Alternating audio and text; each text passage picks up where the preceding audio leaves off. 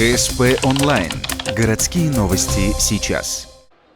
В универсальном спортивном комплексе стартовал турнир для школьников «Супер Мишка». Соревнования в нашем городе проводят уже второй раз. Организаторы из мини-футбольного клуба «Ухта» отмечают, проводят «Супер Мишку» для популяризации футбола и привлечения детей к здоровому образу жизни. Участникам по 13 лет. Тот самый возраст, когда ребенка так важно правильно направить. А тут они учатся и здоровому соперничеству, и спортивному поведению. Для ребят это большое подспорье, то есть они выходят сюда уже как профессионалы, они выходят под марш, да, мини-футбольный. Вот объявляются голы, работает табло, работают профессиональные судьи. То есть им это все интересно, видно, что приносит много радости. Вот, и ребята, естественно, будут прогрессировать и расти.